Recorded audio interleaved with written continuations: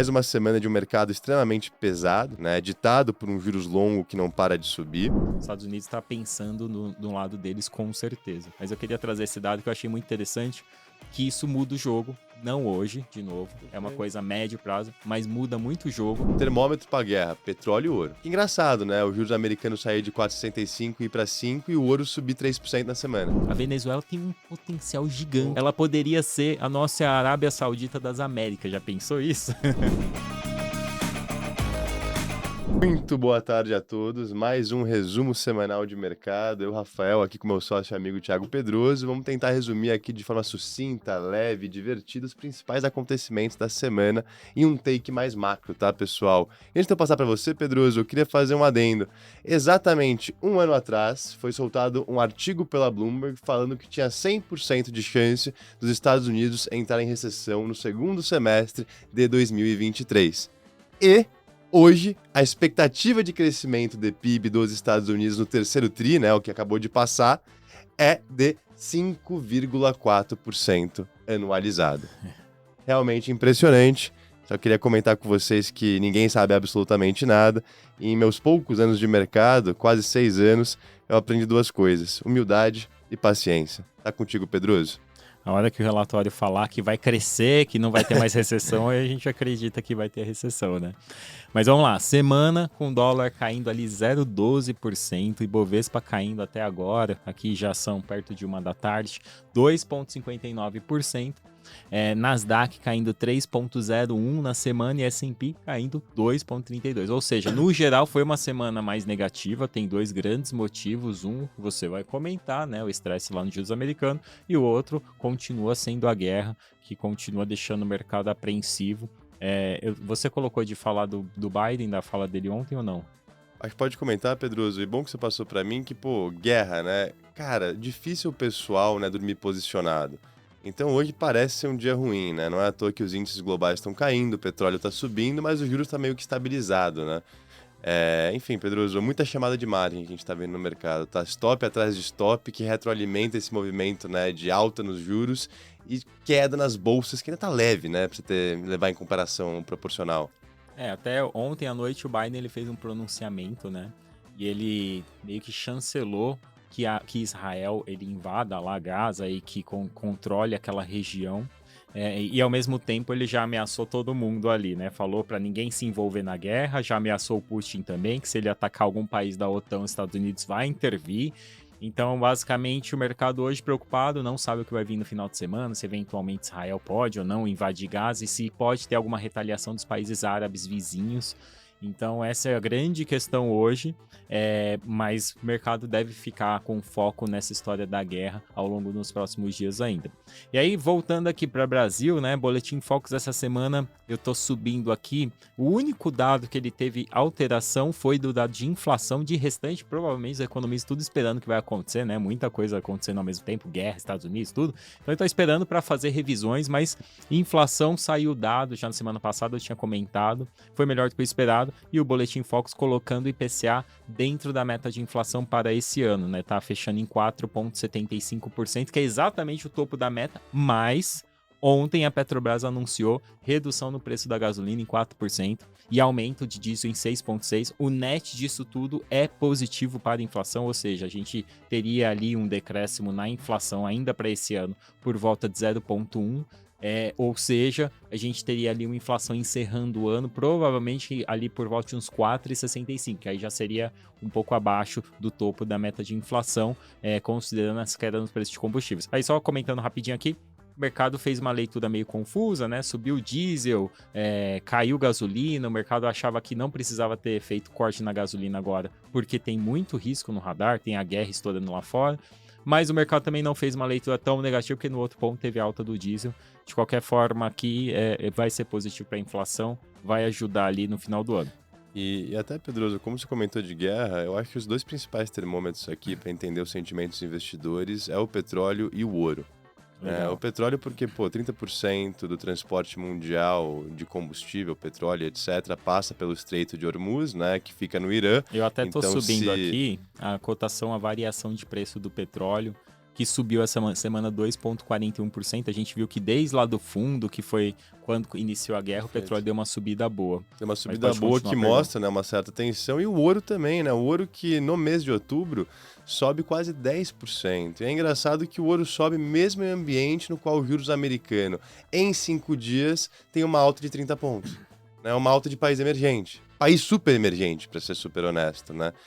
E eu acho que a grande questão para o Brasil é até onde que a gente consegue ter esses juros para baixo, com lá fora estressando do jeito que tá, né? E esse diferencial diminuindo. E eu acho até na curva ali do Copom, se olha as apostas, né, para taxa terminar o ano que vem, saiu de 9% 2, 3 meses atrás, e agora a gente tá falando de 10,75, 11%, né? Exato, mas eu acho que ainda tá muito no escuro isso, ninguém Super. sabe. Ninguém sabe se os juros americanos de fato vai permanecer esse patamar, se pode desacelerar, se a economia vier uma desaceleração no final do ano que vem. Então acho que a grande questão hoje é a dúvida do mercado, para onde vai essa questão. Até um fato interessante, nessa semana os juros de financiamento imobiliário mais longo lá nos Estados Unidos bateu quase 8%, né? Quem pegou financiamento recente, se você pegar aquelas linhas de crédito mais barata da Caixa Econômica, é 9 e pouco. Então você vê que o financiamento de imóvel americano já está com a mesma taxa quase do que a gente tem na Caixa, das linhas mais baratas. As linhas comuns ali vai para 10, 11, mas ainda assim a diferença diminuiu muito. Se a gente for olhar há 2 anos atrás, quanto que era o juros de um financiamento de imóvel americano frente ao que é hoje? 2, 3%, né? Exato, olha a diferença disso. Então, de fato, é um momento bem diferente do que estamos acostumados. Aí, só voltando aqui no Brasil, 2 dados importantes essa semana. Vendas no varejo caiu ali caiu menos do que o esperado, né? Caiu 0,2, a expectativa era de queda de 0,7. Mas o IBCBR aqui veio com um dado já mostrando uma desaceleração da economia. IBCBR, para quem não sabe, é uma prévia do PIB, é o que a gente chama de PIB do Banco Central, porque ele é calculado pelo Banco Central. Caiu 0,77% em agosto, a estimativa era de queda de 0,30%, então veio bem abaixo do esperado e o mercado já está colocando na conta, a gente tem uma desaceleração, mesmo assim com o PIB brasileiro fechando ali o ano por volta de uns 3% de alta. E aí, falando aqui de bolsa, eu trouxe 2 dados interessantes, né? Um você vai achar legal, porque a bolsa brasileira ela tá barata desde lá de 2007, né? E continua sempre barata. Qual que é o grande ponto? Aqui eu trouxe o gráfico da bolsa em dólar. E o Ibovespa, de fato, está de lado praticamente desde 2007, quando a gente compara ele na cotação dolarizada.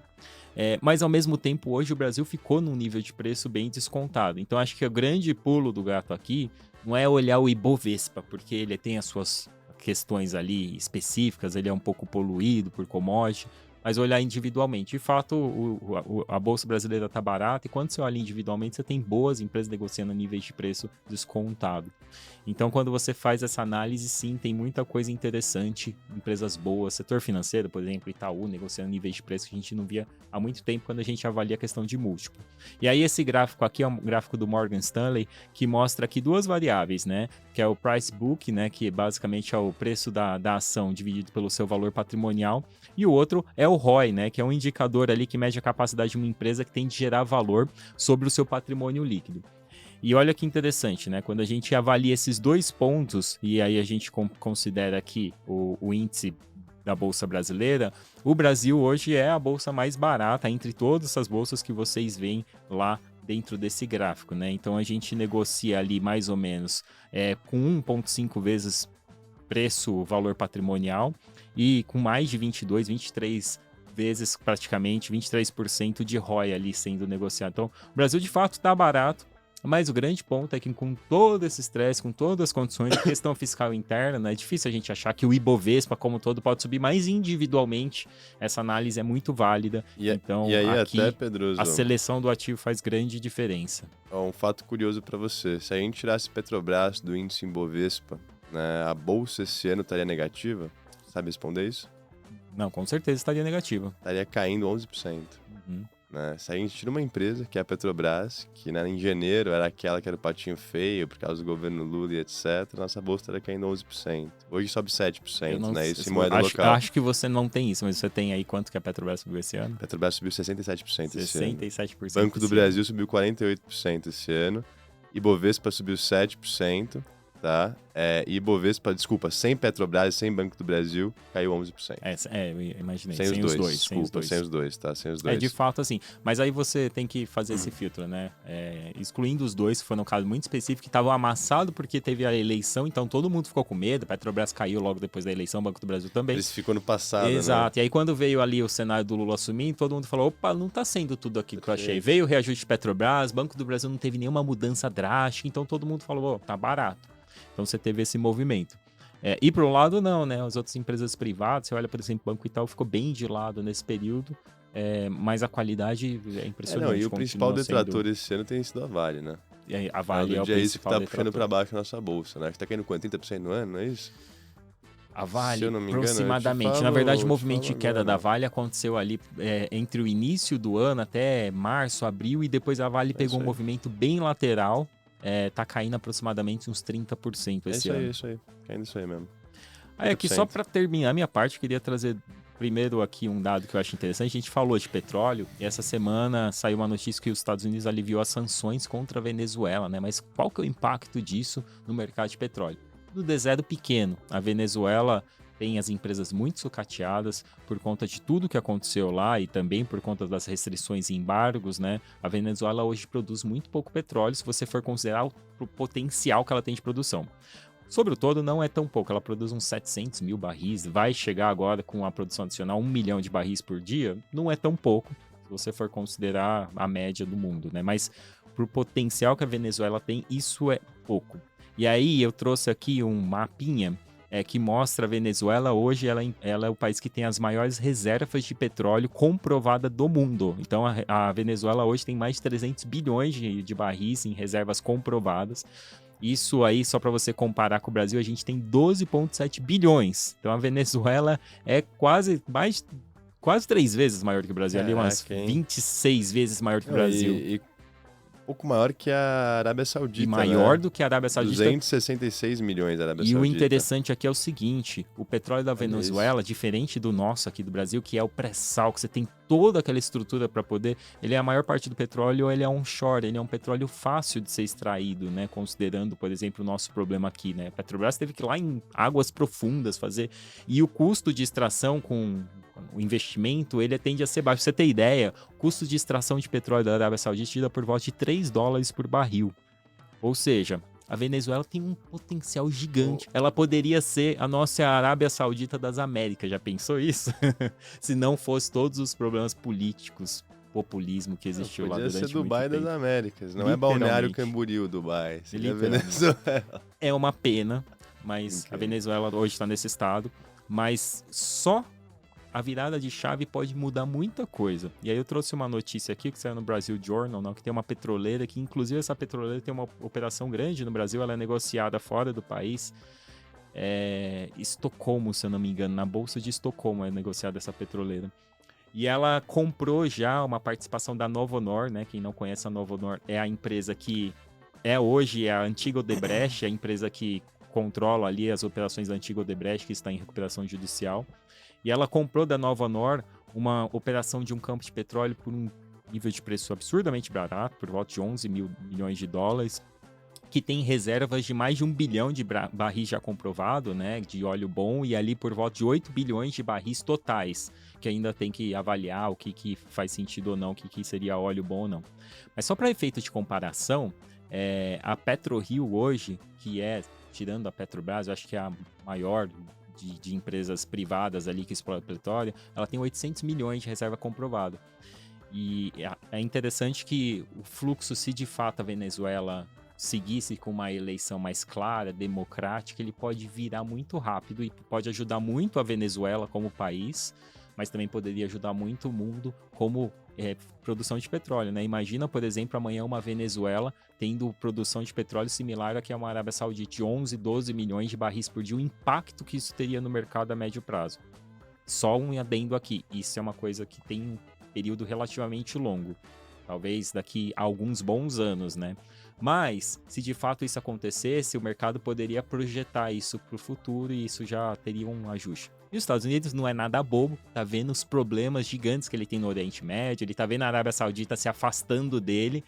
esse acordo com a Venezuela não é por acaso. Os Estados Unidos está pensando no lado deles com certeza. Mas eu queria trazer esse dado que eu achei muito interessante, que isso muda o jogo, não hoje, de novo, é uma coisa a médio prazo, mas muda muito o jogo, porque a gente olha para frente, tem muito analista falando que o petróleo vai para não sei na onde, pode ser que de fato eles tenham razão, com todos os problemas que a gente tem, mas a gente tem países, tem potencial de exploração que pode mudar esse jogo. A questão é como Se quiser, a gente tem oferta sobressalente, né? A questão é como que esse isso. jogo de xadrez vai seguir lá na frente, né? Pô, belíssima análise, hein, Pedro? Agora, duas coisas importantes aqui, depois eu passo pro Wurzman rapidinho. China, saiu dados do PIB essa semana, o PIB chinês que surpreendeu positivamente, cresceu 4,9%, a expectativa, se eu não me engano, eu não me lembro de cabeça, era 4,4 ou 4,5 de expectativa. 4,5, E a surpresa positiva veio de consumo forte, ou seja, tudo que o Banco Central, o Partido Comunista Chinês está fazendo lá para manter o consumo forte, pelo jeito está dando efeito, enquanto construção ainda segue com aquele problema. Então a gente viu o PIB da China performando melhor do que esperado, e até dando uma esperança que a China possa atingir a meta de crescimento, que é os 5% ao ano. E também veio dados de produção industrial e vendas no varejo e desemprego. Os três surpreenderam positivamente, então essa semana foi uma semana de dados positivos para a China, o que não ajudou, porque a bolsa chinesa está caindo na semana. É isso que eu ia falar, ó, se a gente pega a bolsa chinesa aqui, até sobe aí produção pra gente ver, o CSI 300 cai 4,31%, o Hang Seng Hong Kong cai 3,59%. É coisa. É o pior desempenho das bolsas ao redor do globo essa semana, né? Nos últimos 5 dias. Né? A China não sobe nem com notícia boa, nem com notícia ruim. Então, essa é a questão. E a gente vê até as casas, né? JP Morgan, Nomura, revisando pra cima a expectativa de PIB, né? Tava um pouco abaixo de 5, agora tá em 5,5 na média, né? Aí o pessoal vai sambando ali conforme os dados vão saindo. Não sei se o juros longo americano, de fato, né, acho que tem a questão acabou dos sugando juros, essa liquidez guerra, inteira, né? Acho que foi isso. Eu não sei se é só isso. Eu acho que ainda assim o mercado ainda tá com aquele pé atrás com relação à China. Tem teve todas... a Country Garden também, que não pagou uma dívida questão... offshore, né? Eles deram um novo calote, né? Não, desculpa, não foi um novo calote. A carência de 30 dias passou e eles deram um default concreto, né? Porque quando não paga, tem 30 dias de lambuja. Aí se passa 30 dias e não paga, aí é default. Isso aí. Né? E aí ficaram em default de fato. A Country Garden, né, que é a maior incorporadora chinesa, é uma das empresas mais endividadas do mundo, junto com a Evergrande. E Pedroso, olha só que loucura. De segunda para sexta, o 10 anos americano, que é o ativo mais líquido do mundo, eu diria que o motorista, né, para os ativos de risco, né, do mundo inteiro, a mãe de todas as curvas, sai de 4,65 e vai para 4,98. Né? Bateu 5% na madrugada, né? Pouco acima. Isso parece pouco, só pra deixar o pessoal meio que... É uma loucura parece isso. pouco, né? 0,3. Mas se você for traduzir isso pro Brasil, é como se nossa taxa de juros disparasse o quê? Uns 3% do nada, mais ou menos isso? Se você for pegar a proporção disso, né? O que é pros Estados Unidos. Então é muita coisa. É uma loucura, né? Um movimento de, mais de 30 pontos. E aí a gente tá falando que batemos, finalmente, né? O nível simbólico, 5%. Já retraiu um pouco enquanto a gente fala, mas na madrugada negociou um pouco acima, que é o nível mais alto nos últimos 15 anos, né? Desde 2007. E isso acabou ditando, né, a performance das bolsas no mundo inteiro. O S&P cai 2% nos últimos 5 dias, a Nasdaq cai quase 3% e o Dow Jones com uma queda mais moderada de 1,25%. Nosso querido Ibovespa, né, até que segurou bem, Pedroso, cai 2,66% nos últimos 5 dias, tá? E aí... eu acho importante comentar por que, né, não para de subir, né, essa ponta longa da curva de juros. A gente tem alguns fatores fundamentalistas e alguns técnicos. O fundamentalista, no meu ver, é o quê? A questão macroeconômica, né, que a gente está falando que no final do dia a economia americana está muito quente. O GDP Now, né, o que é o Fed de Atlanta, projetando um crescimento de 5,4% no terceiro tri.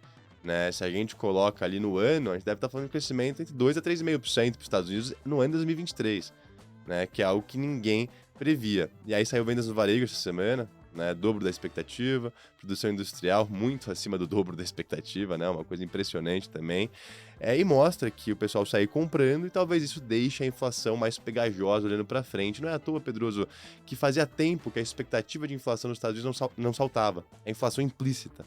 Né? E do dia 5 de outubro até a data de hoje, a inflação implícita de 5 anos saiu de 2,20 e foi para 2,70.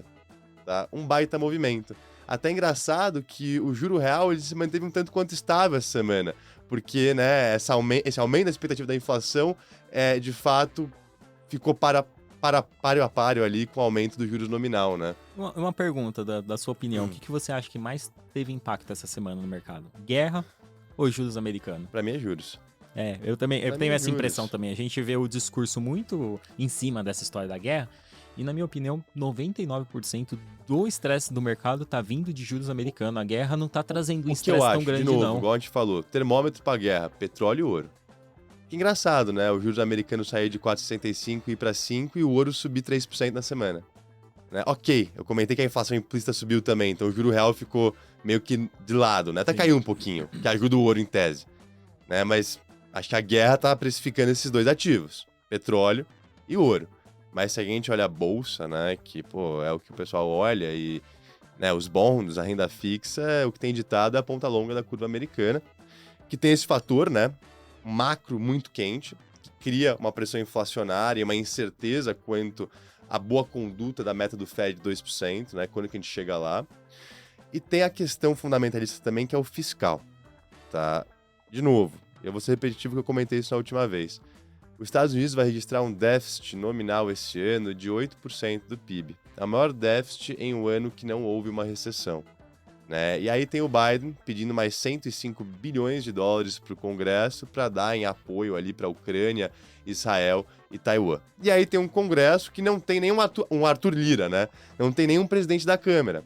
Hoje vai ser conduzido, hoje sexta-feira vai ser conduzida a terceira rodada de votações para colocar o Jim Jordan, que é o eleito ali do Partido Republicano, para representar, né, a Câmara de Deputados dos Estados Unidos. Terceira por quê? Porque ele já perdeu Já duas perdeu vezes. duas. Ele é o aliado do Trump, inclusive, né? Isso. Ele já perdeu 2 vezes e tá tentando a terceira concorrer. E tem uma guerra civil no Partido Republicano americano, né? Eles não conseguem chegar num consenso. Pô, afinal, foi o Partido Republicano, né, os extremos conservadores ali, que tiraram o Kevin McCarthy, que era o representante, né, passado, quando ele se aliou aos democratas para conseguir passar ali o orçamento de último minuto e prorrogar, né, o shutdown dos Estados Unidos até dia 17 de novembro. Então a gente tem mais um mês para esse Congresso se conciliar, se conversar e, de fato, aprovar um orçamento permanente. Se não acontece isso, qual que é o principal impacto? As agências federais fecham, porque elas não têm financiamento. E qual que é a agência mais importante no momento em termos de economia? A agência de estatísticas. Se não tem esse cara ali, não tem CPI, não tem payroll, não tem dados macroeconômicos. Um mercado que não tem ideia para onde vai, sem dados para precificar, né, o presente, acaba que, enfim, pode ser criado mais volatilidade ainda. Então o fiscal americano tá uma bagunça, né? E eu acho que os investidores estão olhando e falando, cara, quanto que eu tô disposto a receber de prêmio para financiar o governo americano? Né? Aí uma conta de padeiro, Pedroso, me parece que o pior já foi, né, em termos de abertura de curva. Esse 5% me parece um nível bem razoável. Por que isso? Pô, os próximos 10 anos, você acha que a inflação vai rodar quanto? Faz um intervalo de 100 pontos aí. 2,5 a 3,5? Estados Unidos, sim. Justo 2,5 a 3,5? Sim, justo. Então 3%. Próximos 10 anos a inflação roda 3%. Ok, qual que vai ser o juro real de equilíbrio? Né? Historicamente é o quê? Entre 1,5 a 2? É isso, 5% de juro nominal. Né? Especialmente com fiscal endividado, né? Aí qual que é o term premium, né? O risco de emprestar ali para longo prazo que embute essa conta do fiscal. Por que eu digo isso, pessoal? Porque a ponta curta da curva de juros está bem tranquila. O 2 anos não fez nada nas últimas semanas, né? Ele fica ali no 5,10, 5,20, 5. Ele opera no intervalo de 20 pontos, né? Então, realmente, o pessoal está discutindo qual que é o juro de equilíbrio dos Estados Unidos. E é uma conta que vai muito além de o que o Fed vai fazer na próxima reunião, ou quando o Fed vai começar a cortar os juros no ano que vem. Né? Ela embute a questão fiscal, ela embute, né, a questão macroeconômica, e aí vem a questão técnica que eu queria chegar. E a questão técnica é o quê? O Tesouro está emitindo nível recordes de dívida para conseguir recompor as suas reservas. Né? E com isso, as dívidas que são emitidas são de longo prazo, 10, 20, 30 anos. Tá? E aí a gente tem uma dinâmica que está mudando em termos de oferta e demanda, que é que os compradores, né, estrangeiros da dívida americana, Rússia, Japão e China, né, bons compradores históricos, estão reduzindo a mão.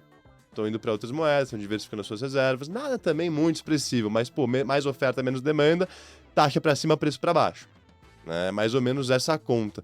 Então tem uma conjuntura de fatores que corroboram para um juros mais alto dos Estados Unidos. E aí o Powell, né, que era o cara que a gente estava esperando, né, todo mundo esperando falar na quinta-feira, ontem, o discurso dele foi interpretado, né? Teve um comentário como dovish. Por que isso? Porque, pô, se a gente olha ali a expectativa de alta de juros em novembro e dezembro, caiu de forma considerável.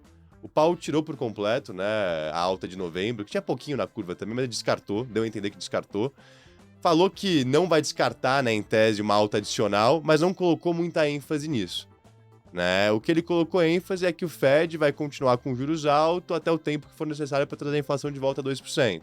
Né? Aquele famoso falou e nada disse, né? Eu acho que ele já vem repetindo esses comentários há um bom tempo, mas ele foi coordenado com os outros dirigentes do Fed na semana passada, que ele deu a entender que essa abertura na ponta longa da curva de juros, por si só, já é um aperto monetário, né? Um aperto das condições financeiras. Então, talvez esse movimento de mercado elimine a necessidade do Fed dar mais uma alta efetiva na taxa corrente.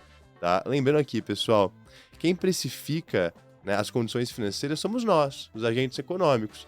O Banco Central é só um balizador, né? Ele te dá os juros corrente. Mas vamos lá, vou fazer um exercício. Imagina no que vem, Brasil. A gente vai lá, no final do dia, né, o Copom vai ter maioria de um governo de esquerda, né, digamos assim. Então pode ser que os juros caia na marra. Né? Os juros caia com as condições de inflação macroeconômicas não permitindo uma queda tão, né, expressiva. E aí, os juros corrente cai, o que o mercado vai olhar? Opa, os juros caiu na marra. Inflação implícita vai subir, lá na frente, na expectativa.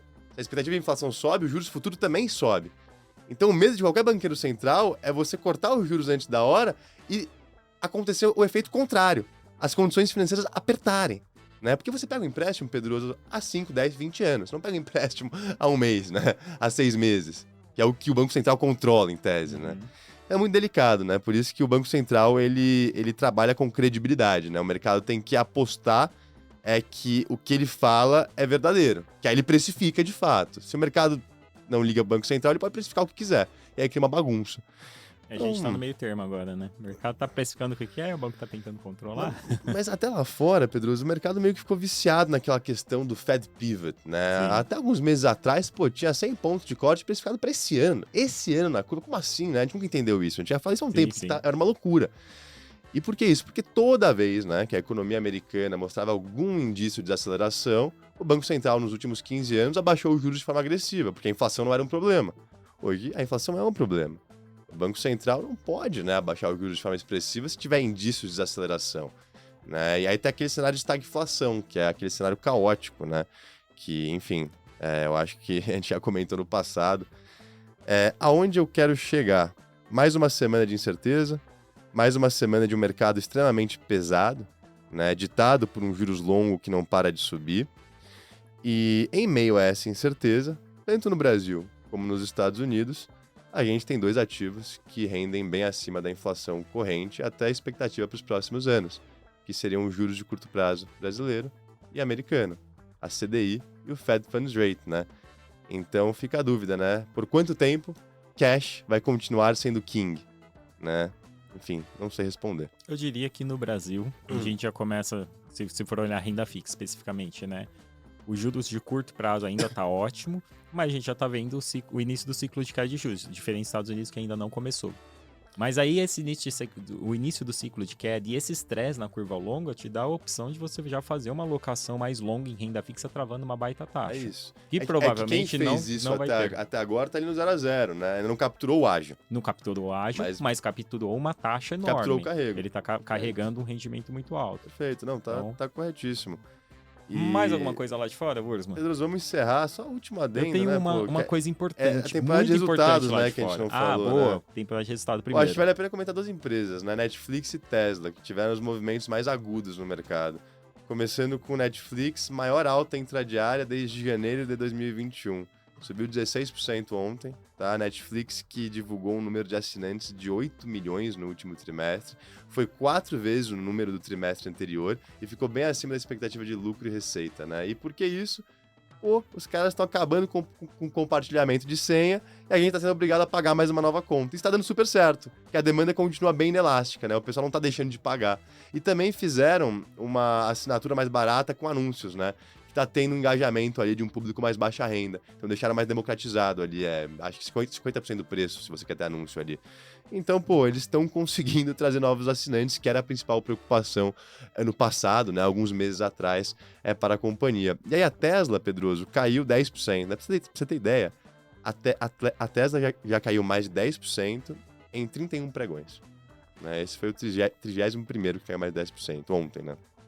E por que caiu tanto, né? Acho que é outro dia no escritório pro Elon Musk, ele tá bem acostumado com essa volatilidade, né? É porque a Tesla ela tem feito um plano em meia competição, né? Pô, GM, Stellantis, Ford, todo mundo eletrificando a sua frota de veículos.